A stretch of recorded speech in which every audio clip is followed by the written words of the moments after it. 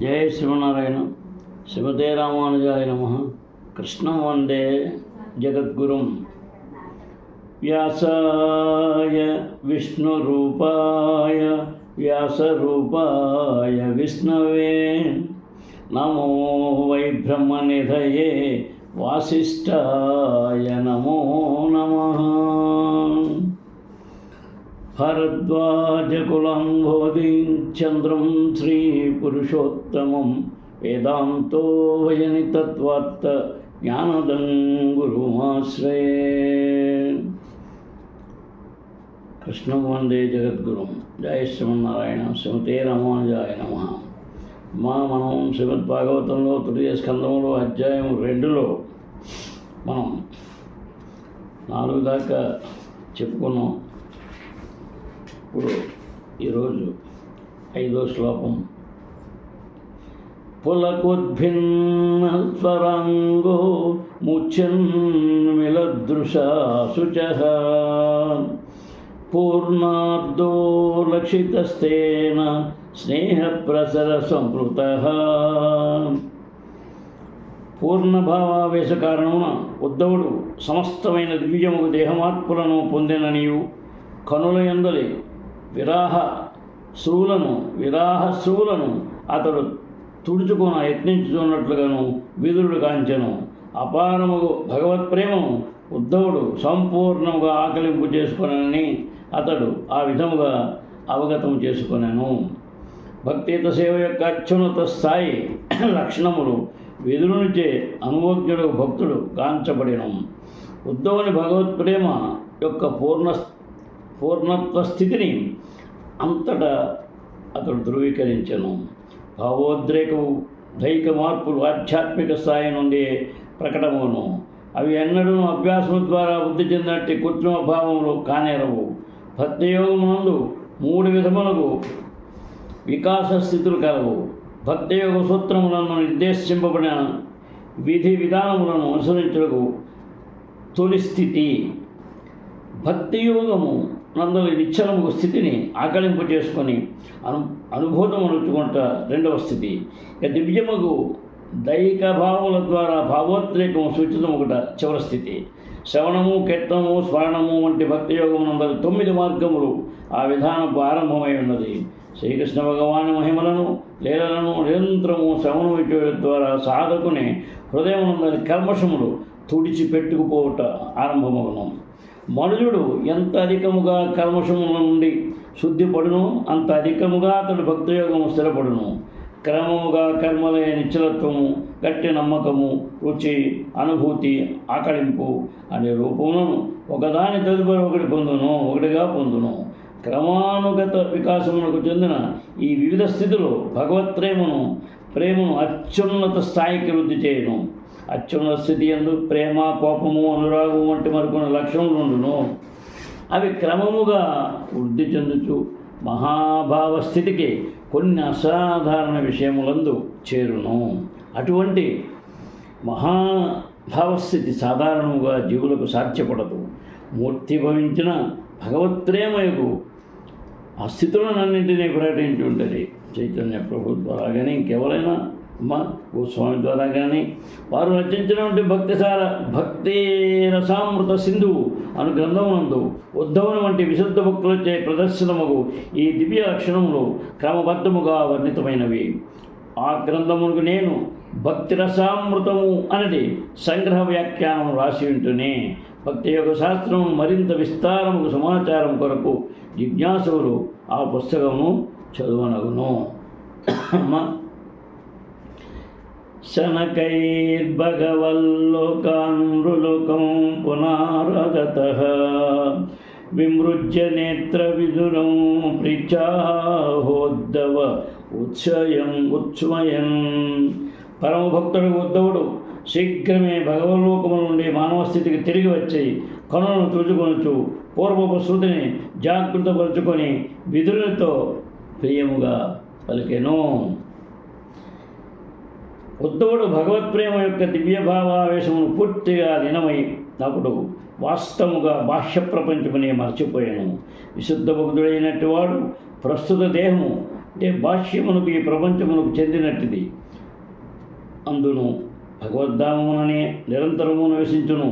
భగవాను దివ్యాలోచన లగ్నమైనందున అతడు నిజమునకు దేహస్థితిలో నిలిచినట్టివాడు కాడు. ఉద్ధవుడు విదురునితో పలుకుగోరినప్పుడు భగవద్ధామము అంటే ద్వారక నుండి మానవులు భౌతిక స్థాయికి దిగివచ్చెను. విశుద్ధ భక్తుడు ఈ మత్స్యలోకమునందు పిలిచి ఉన్నప్పటికీ దివ్యముకు ప్రేమయుత సేవ కొరకు భగవత్ సంబంధమునే ఇచ్చట నిలిచియుండును కానీ ఏదో భౌతిక కారణము కాదు. జీవుడు తన వర్తమాన స్థితిని అనుసరించి భౌతిక స్థాయి ఎందో లేక దివ్యముకు భగవద్ధామమునందో వసించును. అతని బద్ధ జీవనంలోని మార్పులు చైతన్యమున వివరించబడినది. విశ్వములందరి జీవులు జన్మజన్మలుగా తమ స్వకర్మ ఫలములు ప్రభావములను భోగించుతున్నారు. వారిలో కొందరు శుద్ధ భక్తుల సాంగత్యముచే ప్రభావితులై రుచిని పడేట ద్వారా భక్తి సేవ మార్చుటకు అవకాశము నందుదురు. ఆ రుచియే భక్తి యోగమునందలి బీజమై ఉన్నది. అటువంటి బీజమును పొందగలిగిన భాగ్యవంతుడు దాని తన హృదయ కుహరమున నాటుకొనవలెను. బీజము మొలకెత్తుటకు మనుషుడు నీరు పోయడం ద్వారా దానిని పోషించు రీతి భక్తు హృదయమందు నాటబడినటువంటి భక్తి యోగ బీజమును భగవాను పవిత్ర నామము లీలల శ్రవణ కీర్తనముల నుండి జలమును పోయిట ద్వారా పోషించవచ్చును. ఆ విధముగా పోషింపబడి భక్తిలత క్రమముగా పెరగగలదు. ఇక భక్తుడు తోటమాలి వలె వర్తించుతూ నిరంతర శ్రవణ కీర్తనమనే జలమును పోయిచు పోవును. అప్పుడు భక్తిలత ఎంత ఎత్తుగా పెరుగుననగా అది పూర్తిగా భౌతిక విశ్వమును కూడా దాటిపోవును. ఆ రీతి ఓ లోక బృందావనమును చేరినంత వరకు పైకి పెరుగుతూ ఆధ్యాత్మిక లోకమును చేరును. భక్తులకు తోటమాలి కేవలము శ్రవణ కీర్తనములు కావించడం ద్వారా భక్తి యోగమును నిర్వహించుచు భౌతిక స్థాయి నుండి కూడా భగవద్ధామముతో సంపర్కము కలిగి ఉండును. లత ఏదేని ఒక బలమైన వృక్షమును ఆశ్రయించిన రీతి భక్తునిచే పోషింపబడే భక్తి లత శ్రీకృష్ణ భగవాను పాదపద్మములను ఆశ్రయించి స్థిరత్వమునందును. లత ఆ రీతిగా స్థిరత్వం పొందినప్పుడు దాని నుండి ఫలము అంటే పండు ఉనికిలోనికి రాగలదు. భక్తి లతను పోషించిన తోటమాలి ఆ ప్రేమ ఫలము ఆస్వాదించగలడు. అంతటా అతని జీవితం సఫలము కాగలదు. ఉద్ధవుడు అటువంటి స్థితిని సాధించిన విషయము అతని వ్యవహారముల ద్వారా స్పష్టమవుతున్నది. అతడు పరమోత్కృష్టమైన లోకమును చేరుటయు మరియు ఈ ప్రపంచమందే ఇంకను నిలిచి ఉన్నట్టు ఏకకాలమున నిర్వహింపగలిగేను. దోవాచ కృష్ణద్యుమనీని లోచే గినేశ్వ జగరేణ కిం ను నః కుశలం బ్రూయాం గత శీఘ్ర గృహేశ్వం. శ్రీ ఉద్ధవుడు పలికెను, ప్రియమైన విధురా, శ్రీకృష్ణ భగవాను నుండి జగత్సూర్యుడు అస్తమించినాడు. మా గృహము ఇప్పుడు కాలమనడి మహాసర్పముచే బ్రింకివేయబడినది. ఇక మా కుశలమును గూర్చి నేనేమి పలుకోగలను. విశ్వనాథ చక్రవర్తి ఠాగూరు వ్యాఖ్యానం అనుసరించి శ్రీకృష్ణ భాస్కరుని అస్తమయమును ఈ క్రింద విధముగా వివరించవచ్చును. అతి ఘనమైన ఇరువంశము యొక్కయు తన వంశము కురువంశము యొక్కయు వినాశ సూచన లభించినప్పుడు విదురుడు గొప్పగా దిక్కుదురయ్యను. అతని విచారము ఉద్ధవుడు అవగతము చేసుకొనగలిగాను. కనుకనే సూర్యాస్త సమయము పిమ్మట ప్రతి ఒక్కరూ అంధకారమున నిలుతురని పలుకుచూ ఉద్ధవుడు తొలుత తన ఎడల సానుభూతి తెలుపుకోరను. సమస్త ప్రపంచము దుఃఖమునటి అంధకారమును మునిగిన కారణమున విదుడు కానీ ఉద్ధవుడు కానీ వేరెవరు కానీ సుఖంగా నుండబోరు. విదుడు ఎంతగా దుఃఖుదురై ఉండెనో ఉద్ధవుడు సైతం అంతగానే దుఃఖుదురై ఉండెను. వారి కుశలమును గూర్చి ఇంతకు మించి తెలిసినది ఏది లేదు. శ్రీకృష్ణ భగవానుని సూర్యునితో పోల్చుట మిగులు ఉచితముగా ఉంది. సూర్యుడు అస్తమించినంతనే అంధకారం అప్రయత్నంగా ప్రత్యక్షముగను. కానీ సామాన్యమానవునిచే అనుభూతమయ్యేటి అంధకారము ఉదయమందు కానీ అస్తమయమందును కానీ సూర్యుడు ఏమాత్రము ప్రభావితం చేయబోదు. శ్రీకృష్ణుని ఆవిర్భావ అంతర్ధానములు అచ్చము సూర్యుని ఉదయాస్త సమయములను బోలి ఉండును. అసంఖ్యాక విశ్వములలో అతడు ఆవిర్భవించుటూ అంతర్ధానం చెందుచుండును. ఏదైనా ఒక ప్రత్యేక విశ్వములో అతడు నిలిచినంతకాలము దాని యందు సమస్తము దీప్రకాశమై నిలిచి ఉండను. కానీ అతడు ఏ విశ్వము నుండి వెడలిపోవును, అది మాత్రం అంధకారమంతరముగును. అయినను అతని లీలలు మాత్రము శాశ్వతమైనవి. సూర్యుడు తూర్పు గోళార్ధము కానీ పశ్చిమ గోళార్ధమును కానీ ఏదియో ఒక చోట నిలిచే ఉండునట్లుగా భగవానుడు సర్వదా ఏదియో ఒక విశ్వమును నిలిచే ఉండును. సూర్యుడు భారతదేశం నుండి కానీ అమెరికా దేశం నుండి కానీ ఏదియో ఒక చోట నిలిచి ఉండవచ్చును. కానీ భారతదేశం గోచరించినప్పుడు మాత్రము అమెరికా ప్రాంతం అంధకారముగా నుండును. అదే రీతిగా అతడు అమెరికా దేశమునందు ప్రకటమైనప్పుడు భారత భూభాగం అంధకారమును మునుగును. సూర్యుడు తెల్లవారుజామును ఉదయించి క్రమముగా ఆకాశ మధ్యమునకి చేరి పిదప ఒక గోళార్ధమును అస్తమించును. అదే సమయంలో వేరొక గోళార్ధమునందు ఉదయించే రీతి శ్రీకృష్ణ భగవాను ఒక విశ్వమందు అంతర్ధానము మరియు వేరొక విశ్వమందు వివిధ లీలల ఆరంభము ఏకమారు జరుగుచుండును. ఇచ్చట ఒక లీల పూర్తయినంతనే అది వేరొక విశ్వమందు ప్రకటమవును. అదే విధముగా ఆ దేవదేవుని లీలలు ఎటువంటి అంతము లేకుండా కొనసాగుతున్నవి. 24 గంటలకు ఒకసారి సూర్యోదయం జరుగునట్లు విశ్వమునందు శ్రీకృష్ణ భగవాను లీలలు బ్రహ్మదేవుని రోజుకు ఒకసారి ప్రకటమవును. బ్రహ్మదేవుని ఆ పగటి సమయము 430 కోట్ల సూర్యమాన సంవత్సరముల అని భగవద్గీత ఏం తెలుపున్నది. కానీ భగవానుడు ఎత్తడు ఉపస్థితులను శాస్త్రములందు వర్ణింపబడిన అతని వివిధ లీలల నియమిత కాల వ్యవధిలో జరుగుతూనే ఉండును. సూర్యాస్త సమయముచే పాములు శక్తివంతములు కాగలవు, చోర్యులు ధైర్యవంతులను ప్రోత్సాహితులను కాగలరు, దయ్యములు చురుకు పొందగలవు, కమలము వాడిపోవును, చక్రవాకములు విచారగ్రస్తములను. అదే రీతిగా శ్రీకృష్ణ భగవాడు అంతర్ధానము చెందినప్పుడు నాస్తికులు ఉత్సాహపూరితులు కాగా భక్తులు దుఃఖాక్రాంతులగుదురు. దుర్భగోవత లోకేయం యదవో నితరామపి ఏ సంవత్సంతూన విదుషరిం వీణా ఇవోడుపం. సమస్త లోక సహితముగా ఈ విశ్వము పరమ దౌర్భాగ్యవంతమై ఉన్నది. మీనములు చంద్రుని పోలిక పట్టజాలనట్లుగా యాదవులు శ్రీహరిని దేవదేవునిగా గుర్తు పట్టజాలనందున మరింత దురదృష్టవంతులై ఉన్నారు. శ్రీకృష్ణ భగవాను దివ్యము సమస్త భగవత్గుణములను గాంచియు అతని గుర్తింపజాలని ప్రపంచమును దుర్భాగ్యములను గూర్చి ఉద్ధవుడు విలపించెను. కంసుని కారాగృహమును జన్మించినది మొదలు